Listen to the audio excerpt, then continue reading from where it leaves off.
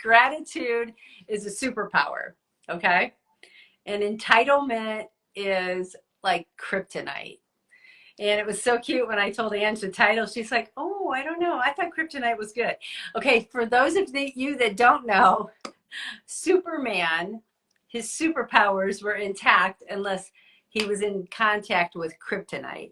And it took away all that. It's just like entitlement. It just sucks, the joy out of us. And it eliminates our gratitude when we feel entitled to things. So that's what God's been teaching us in real time. And 2 weeks ago, we're just going to catch you up. 2 weeks ago, Ange was talking about a really serious accident that she was in. And she was really just kind of working through things and struggling with some grief, and just, she was pretty heavy hearted, and she was really leaning into God. And it was awesome to see her do that. And we were just processing over the last 2 weeks. And I know why we didn't meet last week, because God was not finished teaching us what he was trying to teach us, right, Ange? Yeah. So, Yeah. so if you want to pick up there and just kind of maybe fill us in a little bit about what you were feeling and how that was happening. Yeah. So, 2 weeks ago, Barb wanted to do our live on healthy mindsets, finding joy in the middle of chaos. And I had to kind of laugh when she brought that up, because I thought, geez, I'm not really at a place where I can talk about finding joy in chaos and having a healthy mindset, because, I was about 2.5 weeks out from my car accident. I was still really hurting. I was dealing with grief, with the person's life that was taken in that accident. And there was multiple things happening in me right at that moment. And I don't know how many of you, you know when you're in a funk, you don't know what it is. You can't put your finger on why you feel off, but you just feel off, and you don't understand exactly what's happening. And it's almost like once God puts his finger on it, then you can deal with it, and you can, get the answers you need and press in and learn what you need to learn. But until that time comes that he really unveils to you what's going on, you're just kind of out there. You're not with it. And that's where I was the last time we did a live. And but it's interesting, because we talked about how important it is that we have a safe place, that we're able to process with safe people.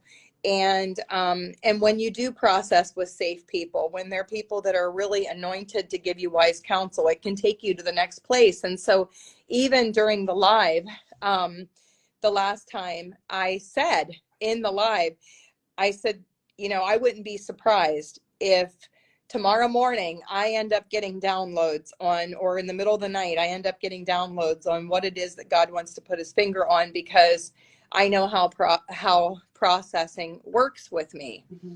And so we did a little graphic. We put it on Facebook when we downloaded the video to YouTube. And I put on there that I was going to be like Paul Harvey and give you the rest of the story the next time we talk, because I really got a lot the last few weeks. It makes me want to cry, how God could use an accident to fill me with so much truth about myself and about him, how he could use an accident to unveil a part of my heart that really needed to be given to him. And I guess it's because he's God and I'm not, that he's able to do that. But I will tell you that I have had so many victories in the last 3 weeks on the heels of that accident. It's unreal. It's mind blowing. Barb and I had been praying about like what to name our ministry.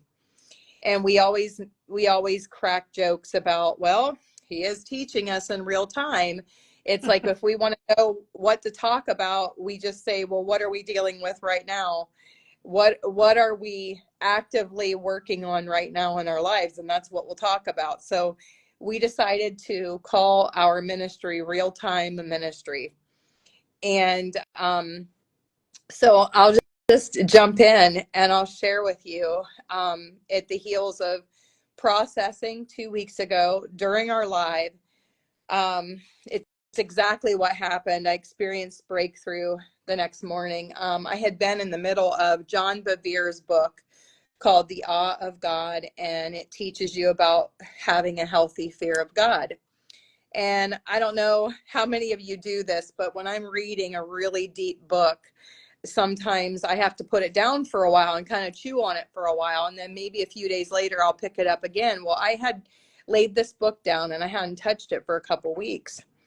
And so the morning after we did our live, I was waking up and I saw it sitting over on my dresser, and it came to me that it's time to open it up again. And when I opened up where the bookmark was to finish reading, the title of that chapter was Entitlement. And I'm reading this chapter, and just on a whim, I was like, I'm going to look up the opposite of entitlement. And the opposite of entitlement is gratitude. And I sat there and I started asking myself the questions, like, do I have gratitude over this accident? Do I feel entitled? And one of the things that shared in this book is it shared that people that do ministry, that do God's work, especially people that have spent their whole life, just in God's word and doing God's work, will sometimes question when bad things happen to them. It's like, well, after all, I'm doing God's work. Shouldn't his hand of protection have been on me? He should have spared me from that. And then they begin to question, like, God, do you see me here? Like, I'm doing your work. Where were you? And I realized while I was reading this in the book that is exactly what I was doing. I was saying to those closest to me, I don't understand. I was on my way to our women's retreat that we had in April when I had this car accident. I had a van full of boxes of retreat stuff. We had spent so much time planning and so much time praying over this retreat, and I don't understand why he allowed this to happen, because after all, I was doing his work. And I realized in the middle of reading this chapter that everything that I had been saying was entitlement. Somehow, I guess I was thinking, it's not that, I mean, I'm grateful he saved our lives. Like, I'm grateful for that. But somehow I was thinking, because I was doing God's work, that maybe I would get a pass.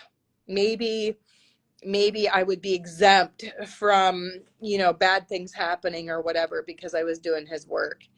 And I ended up on my knees.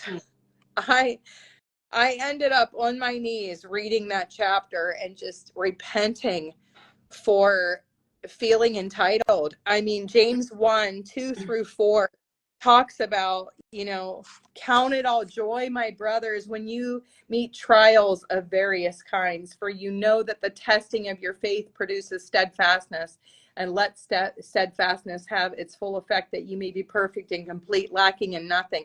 This is just one of many scriptures that the Bible talks about how we will endure various trials and heartaches and hardships. It promises us that we're going to go through some hard things. Yeah. And so why would I think that because I'm doing God's work that I'm exempt or I'm going to get a free pass from those things? And it was just very eye-opening. And when you said entitlement, I was kind of like, I don't get it. And then when you started to explain it to me, then God started to show me. I mean, when we are doing God's work and we are doing good things, and maybe we're not in like what we would think is like active sin, he's gracious, and he's devoted to showing us and uncovering things that we can't see, because the enemy, is always coming in at any angle he can. And what does that sound like? The enemy? You were doing God's work. Seriously? What kind of God do you serve? Right? And those are the thoughts that we begin to think. And then I began to think about entitlement, because we deal and we hear about a lot of young people that feel entitled.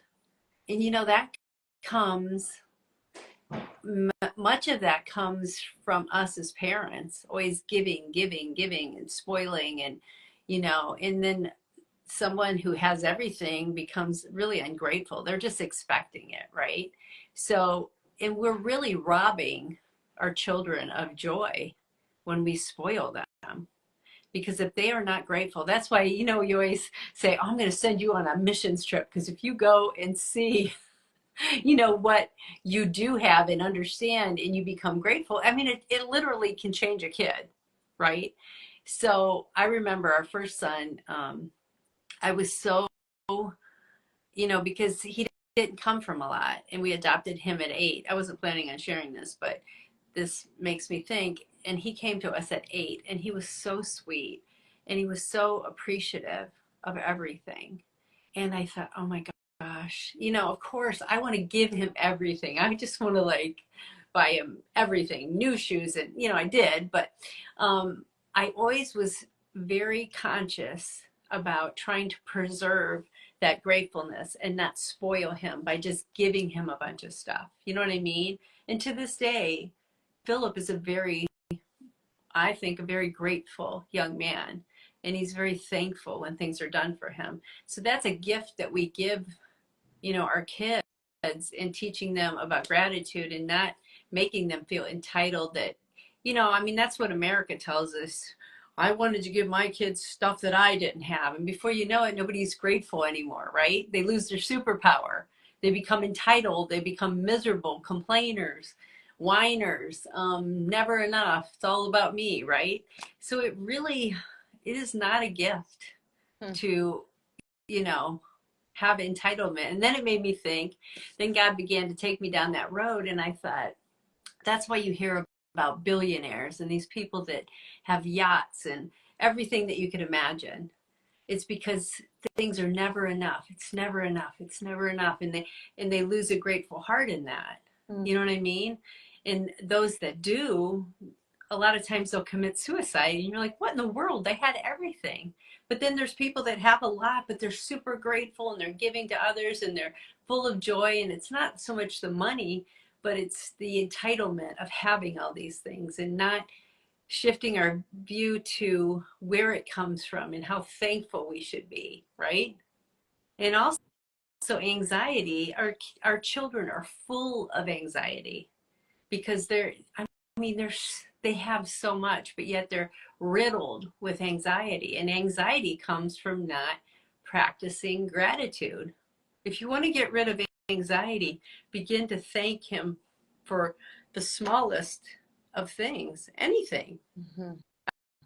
I remember when a couple months ago, I was getting patches of hair falling out and I had all this whole section. I was like, oh my gosh, I'm going bald. And I was starting to pray, Lord, help me in my hair. And one day I was leaving on my walk and I thought, today I'm just going to thank him for everything. I'm not going to ask for one thing. And then my hair was so thin, I could feel it under my hat. And I began to think about my hair and I thought, oh, I can't ask him. And I said, oh, Lord, thank you for the hair that's in the front, that didn't fall out, that I can go like this, right, and wear a hat. But it's that silly. And I came back feeling really good. I was just thankful I had hair in my head. You know what I mean? Mm-hmm. And that sounds, but it is true. If you want to turn anxiety off, get a notepad out and just don't stop. If you have to write it down. But anyway. Well, when the accident happened and that woman was killed, and I found out that she was a Christian and that she was 88 years old and she was tired and she wasn't well and she just wanted to go be with Jesus. And when the Lord showed me that I had a sense of entitlement, that I felt like that should have never happened to me because I was doing his work, I was thinking about her and I thought to myself, here I am, pitching a fit about all these boxes getting thrown all over my van.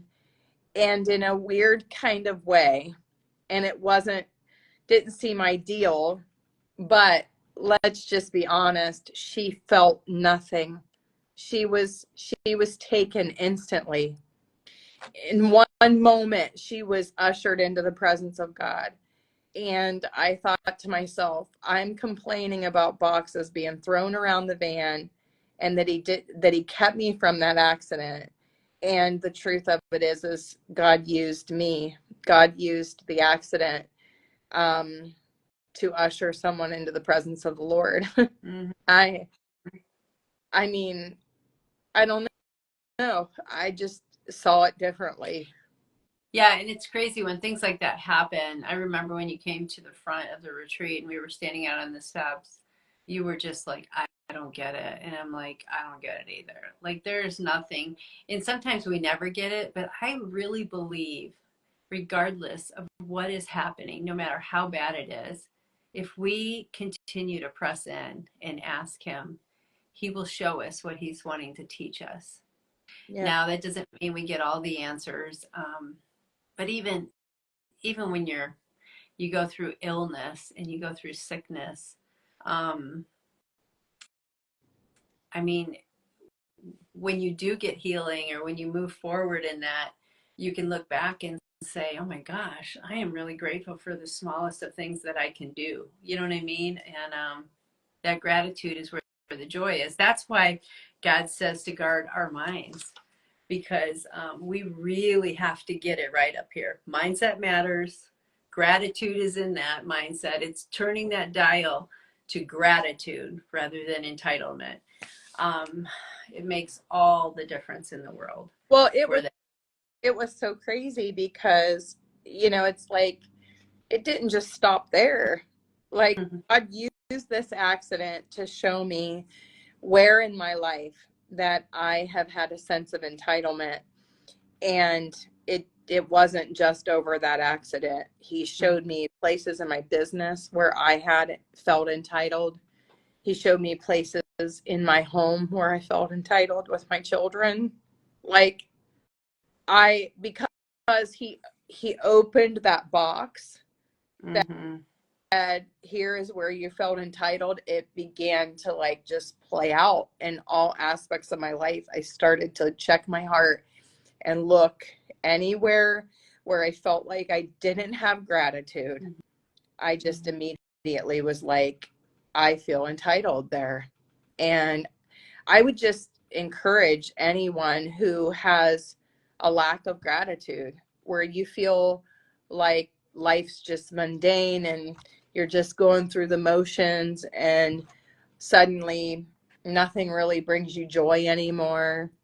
And maybe the things that used to bring you joy, now you just feel bored, and it's probably a lack of gratitude. It's probably where you have grown so accustomed to having wonderful things, beautiful things, whatever, that now you just feel entitled. Mhm. And I don't know, it's just a thought, but like I said, that could come out of an accident. It's so I, good. And I really thank you for being vulnerable, because there are so many things that we can't see. We can't see until He begins to strip things away from us and something like this happens. To go deeper, sometimes it has to be like that, you know? And I think of, gosh, we're, as Americans, I think we can all really look at that really hard, because um, we're weren't spoiled. you? I, I think you, yeah, we are definitely spoiled. Weren't you telling me there's Christians in other, wasn't that you, that there's Christians in other nations that are on their knees begging and praying for God's mercy on us? And they're the ones that have nothing, but they know because we have everything, we're basically blinded, Yeah, right?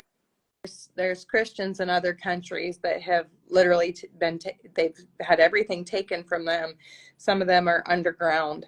They have to hide their faith and have church underground because they'll lose their life for being a Christian. There's I think it's like close to 100,000 people that lose their life every single year because they're Christians. They're martyred. And they look at the United States as, you guys have it so good, and you have pressures and you have trials coming, and we can see it coming because we've been there. We understand, the process of, it's kind of a slow drip of how the economy and government and everything starts to break down little by little by little by little, and it ends up where you are in desperate situations and they're already there, and they can see that slow drip happening in the United States. And there are countries that literally their Christians are praying 24/7 for us here in the United States to get it, to understand that we're spoiled. And if we think that we are not going to share in the sufferings of Christ, then we don't know what the word says. Yeah. And try saying that to somebody who's been martyred for their faith. Try convincing them that, you may be one that escapes that. There wasn't anybody in the Bible that did anything amazing that didn't lose their life. There were some people martyred. But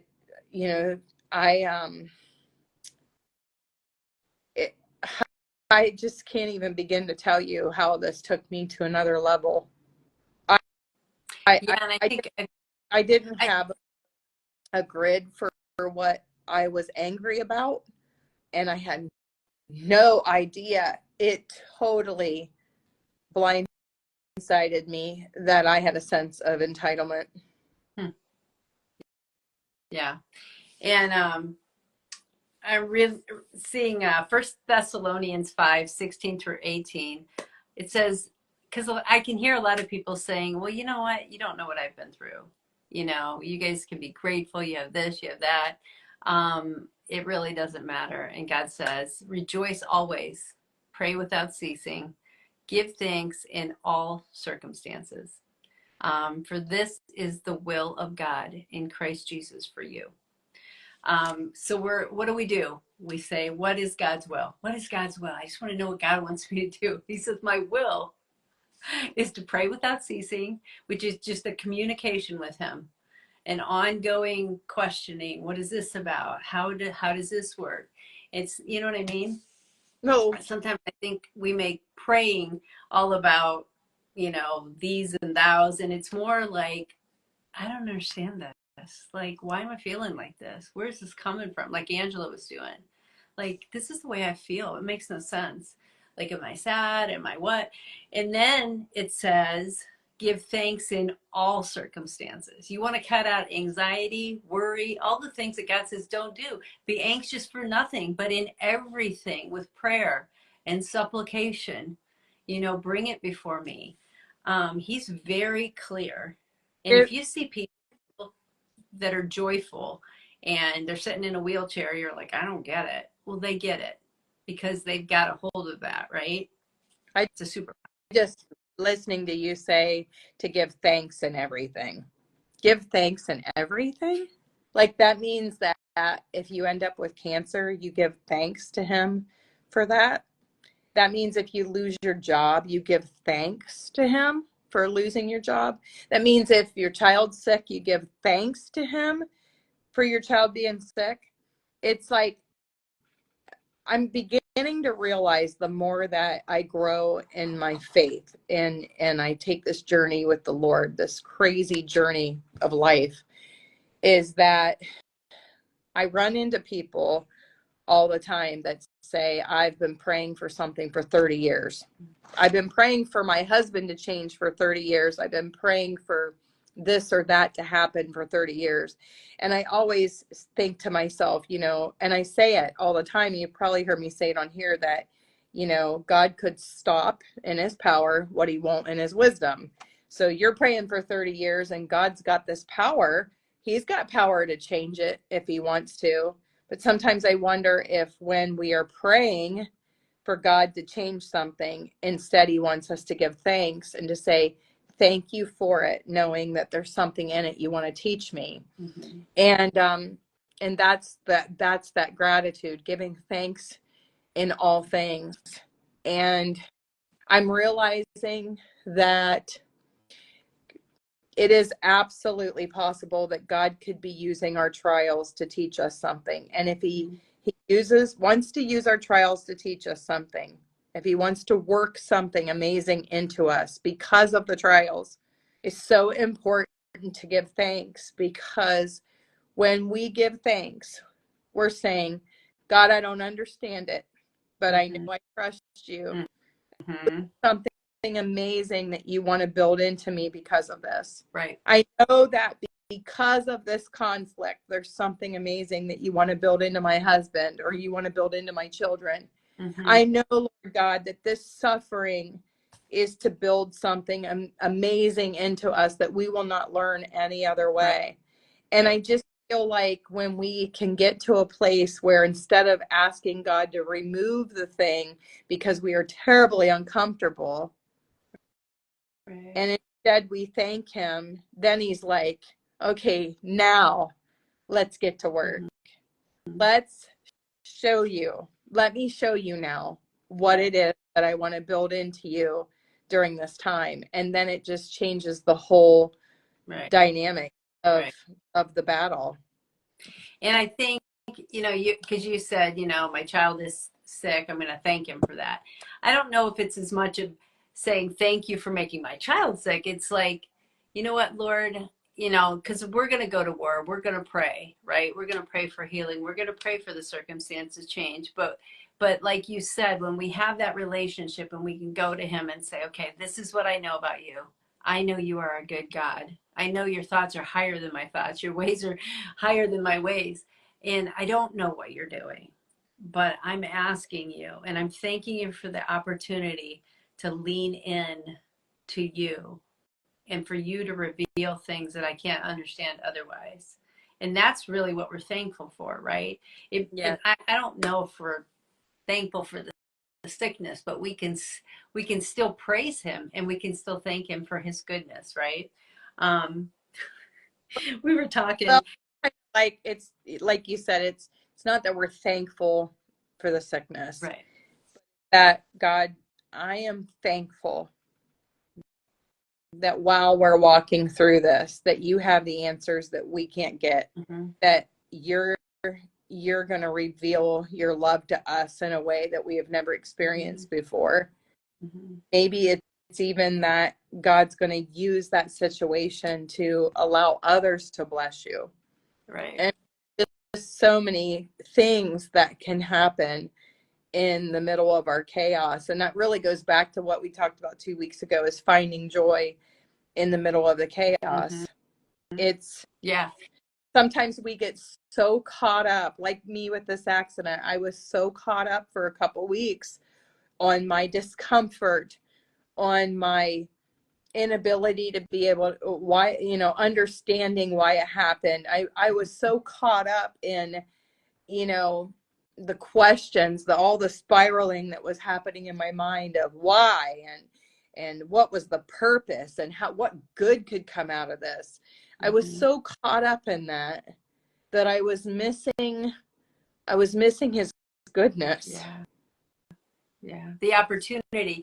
And it makes me think about you and another friend of ours were all talking, and we're just talking about, difficult relationships. You know how you were talking that people say, I've been praying for change forever. Maybe you have somebody difficult in your life, but God has placed them there.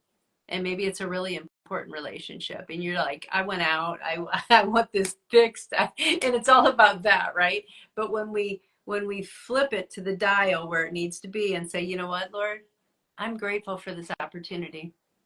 This is a hard opportunity, but for whatever reason, you have placed me here. Now I want to know what you're trying to teach me here. And he can make you, sometimes it goes as much as I just see him going deeper and deeper in these situations. You know what I mean? Like with you feel like you have an understanding, and then he takes us a little deeper and deeper. Like if you're in a marriage that's difficult, it's so easy, because what does the world say? You don't deserve this. Deserve. What is that? Entitled. You are entitled to this, this, this, and this. God says it's a covenant, right? So, to be grateful and say, I'm so thankful that you gave me this opportunity to love this person, right? And to love them. And the only way that I can love them is with your help and your love, because I don't have it within me. So then again, it just strengthens that connection again more with him, right? We're becoming more like him in that situation, which really changes us. That's what's changing. God will use anything, whether it's sickness, a relationship, whatever. He can use it. But sometimes in that strife, in that suffering, in that accident, where we just go, this makes no sense. But there's nothing good that comes from this. But when our mind shifts to the gratitude and we begin to thank him, remember who he is, pray without ceasing, everything switches, even those circumstances. And somebody was saying, oh my gosh, they said, when you have someone like that is very, very unlovable, and you can love them with the love of Christ, they are like holy ground. And I was like, oh, that's interesting. Like, you are literally on holy ground, because there's only one way to love them, right? It's easy. Yeah, I got a added revelation to that today too, while I was in church, and that was our friend Mandy that talked unlovable people being holy ground. I was like, how could that be? And then I started to think about like what Jesus did on the cross. He was broken on the cross. He was bleeding on the cross. He looked ugly on the cross. He was suffering on the cross. There was so much vulnerability. There was so much brokenness. And it was holy ground where he bled and he died and he was resurrected. It was holy ground. And when we think of the power of the cross and the message of the cross, there's such a respect, such a deep respect, a deep honor. We tread lightly around the cross because we know that there's great suffering and great power that happened there. And we have to hold that message of the cross deep in our heart to understand what was done for us. And that was what the rest of what the Lord showed me today about people being holy ground, unlovable people being holy ground, is that it's the same. They're broken. They're stretched down. They're vulnerable. They're bleeding. They're ugly. And you tread lightly and you honor that ground, knowing that resurrection power can come. Yeah. And I just got the rest of that revelation today. It was like, wow, like, and how can you effectively love people when you have entitlement? How can you effectively love people if you're loving them is because you have ulterior motive, or you have, like there's something in it for you, Right? Or you deserve better, right? That's why everybody's walking out constantly, because we deserve better. And I'm not talking about getting beaten, but I'm talking about loving people back to life. But we can't do it on our own. We can't. That's why so many we just check out, because it's too hard, because we can't. Right? We want somebody to love us back to life. Well, God, we got to go to him. He loves us back to life. And then he loves and lives through us, and does what he did on the cross for all those that hated him. Even talk about unlovable. I mean, he literally just was like, they don't know what they do. Father, forgive them. They don't know what they're doing. But I'm going to go, and I'm going to love them with a love that can transform their lives. And be careful with entitlement, because it's hidden pretty much in everything. It's the way we're taught pretty much I would say in America. And you'll get And a pat on the shoulder for saying, I deserve better than that. Right. And I think that you can hear it sometimes when you're talking to people when they're like, oh, woe is me. Nothing ever works right. Story of my life. This is just, I guess this is my lot in life. Yeah, I always have bad luck in this area. I always, okay, if you go back again to the scriptures where it says, you will endure various trials and tribulations. It's like, instead of falling into that pity place and going, oh, woe is me, but instead just go, you know what? Why not me? Am I any different than Christ? Am I any different than, all those other people that suffered for him? Right. Like, I'm no different. Right. And I think the sooner we can get out of that bed of misery and just begin to thank him that it could be so much worse. Yeah. But yet, and I see where you spared me here and I see where you spared me there. Like, and come into gratitude. It's like, then, I mean, just your stinking thinking and everything starts to change because you realize that, you know what? I'm still here. I'm still fighting. I'm still fighting. I'm still getting up every morning. I am still powering through my day. And it might not look all pretty, but I am still a warrior and I won't give up and I'm not going to sell out or bail out. So good. That's so good because that's what I was thinking. We become very, very dangerous to the enemy when we go through great suffering and we realize even in the suffering, we had peace. Even in the suffering, he gave us joy. Mm-hmm. Because when you walk out of that, you're like, you know what?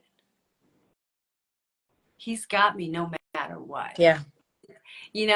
And when I was growing up, I used to think, well, if I did everything right, then I would never have any of that. So I was like ducking and weaving all the time. Like I didn't want to suffer. But when you wrap your mind about it, it was just like Paul. He's like, whether I have a little or a lot, I'm still good. Obviously more is great, but I can do with little, right? Because nothing can take what he has here. Nothing can take that joy, that peace, that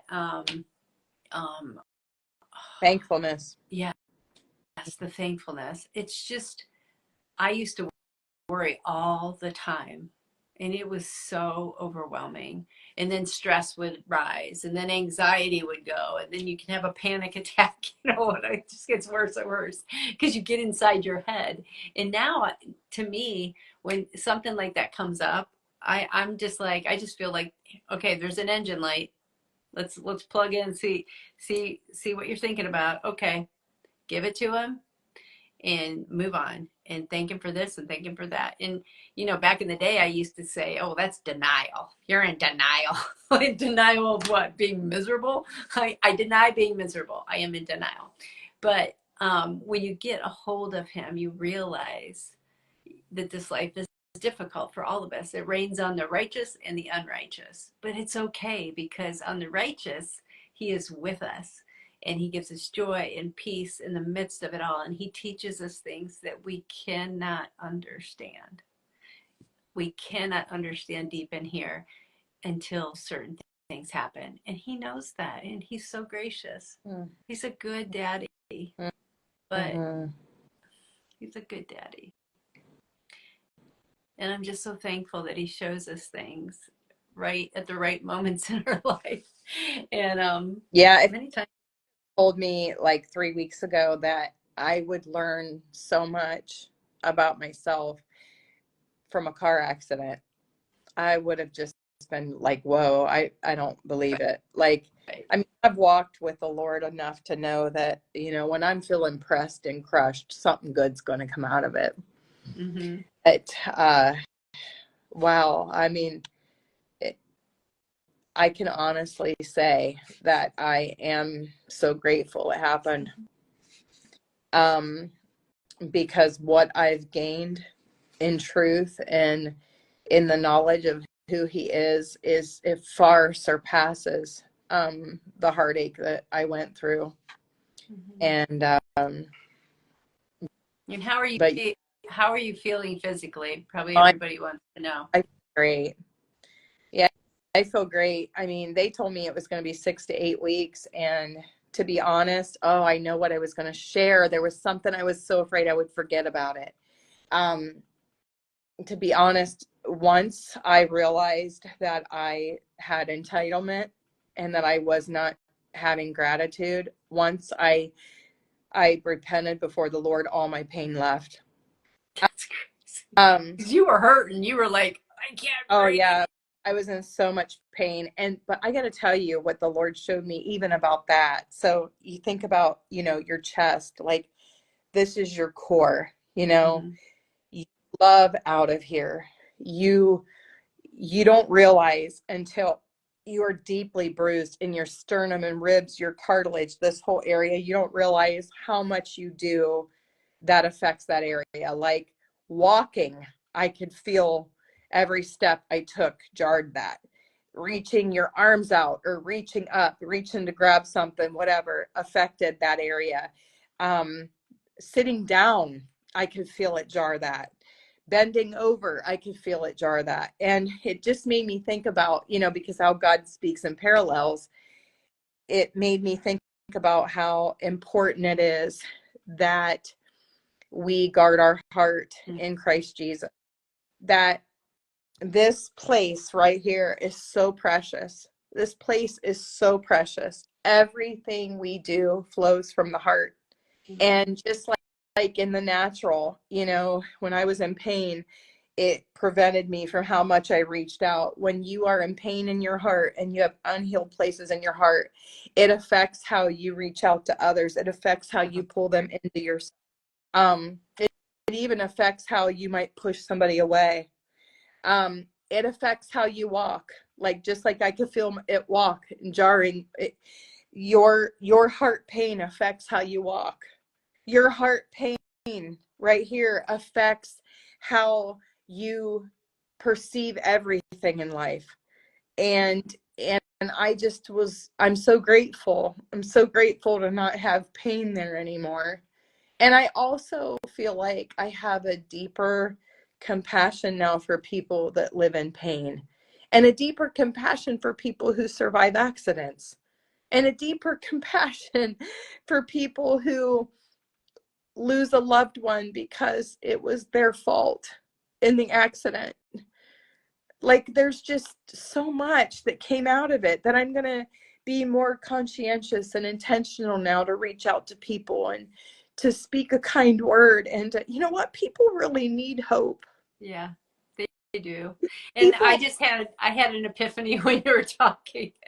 Like, we were talking about unlovable people. It's because their heart, something is broken there.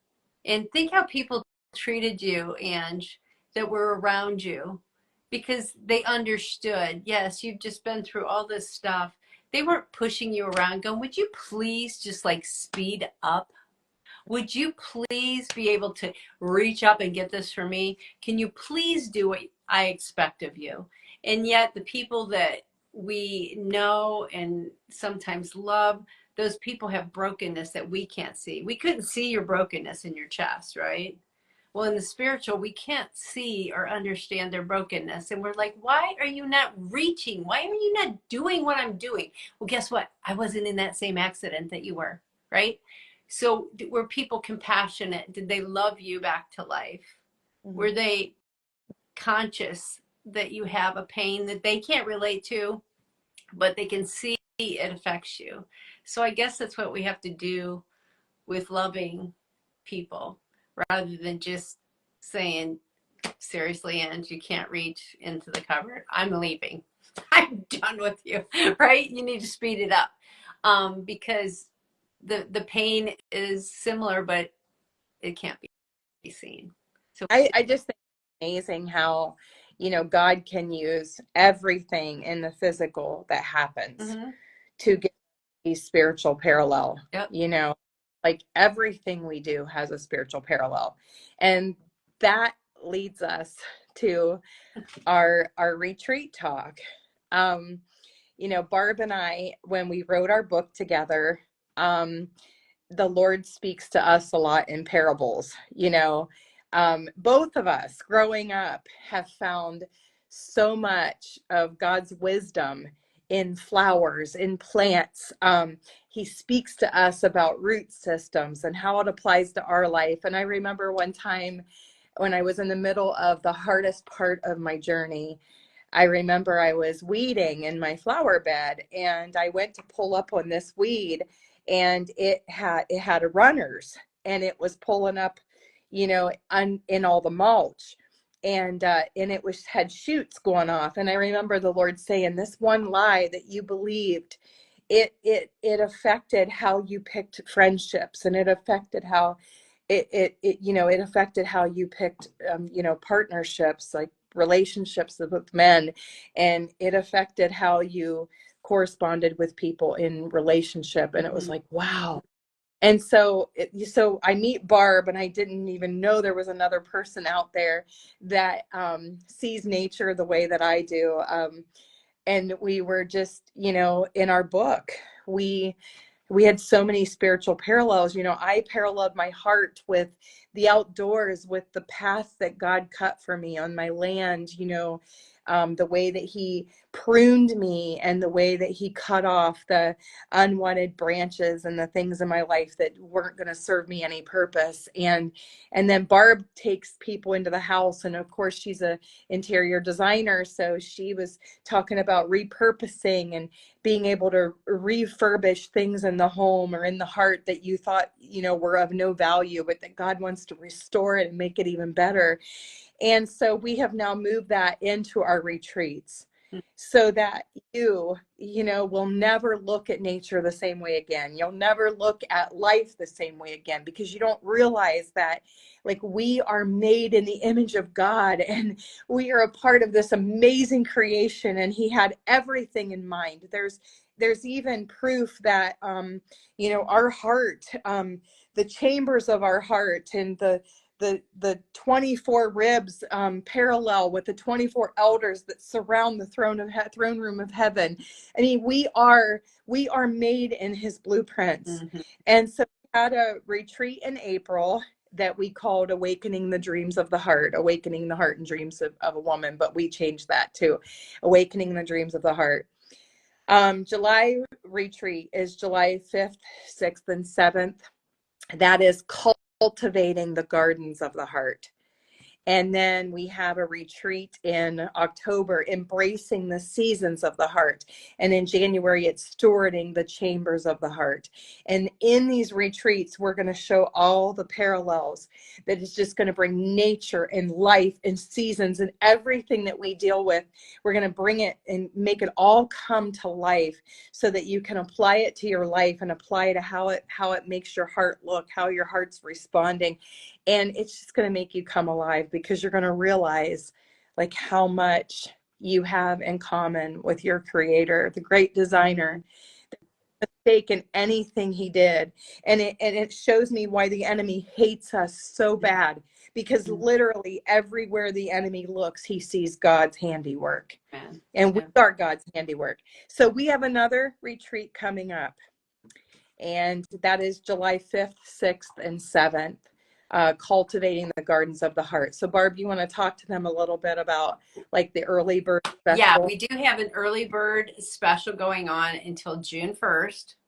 The retreat will be in Nashport, Ohio, which, if you're from my area, is probably about an hour and a half. It's close to Coshocton, not too far from Coshocton, if you know where that's at.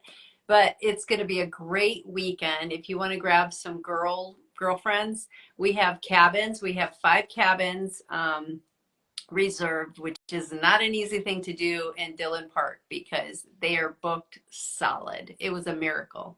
So we have 5 really cool cabins. Each cabin sleeps 5 people comfortably. So yeah, so if you have a the girlfriends that you're like, you know, everybody's got maybe 5 girlfriends, like, hey, let's go reserve a cabin and let um And you can come alone and meet new people too. That's not an issue. And it's really close to Angie's house. She's got this big, beautiful built-in swimming pool, a hot tub, a beautiful fire pit. It looks like a spa, trust me. And we are going to have an amazing time with, again, amazing food. We have Crystal and Tanya that are going to be helping with that too. They are fantastic at what they do, very gifted. And the retreat, the early bird special is $229. That includes 2 night stay, all your food, and the retreat, and whatever supplies we have for the retreat. So I would just say look into it right now. I know it's around a holiday weekend, but it might be a good time for you to get alone and let your significant other go camping or whatever they're doing. And we're going to do a girls camp out, and it's going to be in nature. We're going to get to have a field trip through Dave's gardens. And I'm going to tell you, you've never seen a garden like this. I don't care what kind of gardener you are. He is off the hook. He's got every berry you can imagine. It's beautiful. It is not your typical garden. But anyway, and there's plenty of places to hike and walk, and it's just great. Yeah. So, yeah. So I have it. early bird special until June 1st is $229. Mm-hmm. That actually includes all of your food, the supplies that we give you. We have print and stuff that we give you, and your cabin. And it is first come, first serve. So we got to book fast. Yeah, we were booked up last time for sure, Yeah. but yeah, we're excited. Yeah. So we will put something. We'll follow it up with this live and give a little bit more information on that. We're having a website built right now, so it'll have everything that you can go to and read about soon. But we just wanted to give you a heads up. Yeah. So. And real-time ministries, right, Barb? Yes, real-time ministries. It's real-time. And that's why, like, when we do these lives, you know, and we're covering a topic, like 2 weeks ago, that maybe one of us is in a funk because God's doing a deep work. You're going to get us in real time. We're not fakers. You're going to get the mess. We're performers. We are vulnerable and transparent. We feel like Paul really had a hold of something when he said, I boast in my weaknesses. Mm-hmm. And I don't mind boasting in my weaknesses because my weaknesses have taught me a lot about life. And also when I give you my weaknesses, guess what it does? It gives you permission to be vulnerable and transparent too. And, you know, let's face it, most of us have grown up in cultures or whatever where maybe it hasn't been completely safe to be vulnerable and transparent. And so when you come to one of our retreats, you really learn the value of that as well. Mm-hmm. We are really looking forward to this. The April retreat was so amazing, and God is just really speaking to us about the heart in this season. So just to flows from it, right? So he is very intentional about speaking about the heart. First, we have to realize the dreams that he's placed there, our identity, who we are. And now we're going to go in and we're going to talk about cultivating those things. Mm-hmm. So mm-hmm. Cultivating includes maybe digging a few things up, planting things, waiting for the harvest, learning about what that looks like. So don't miss this. You want to do them all. They're going to be good. Yeah.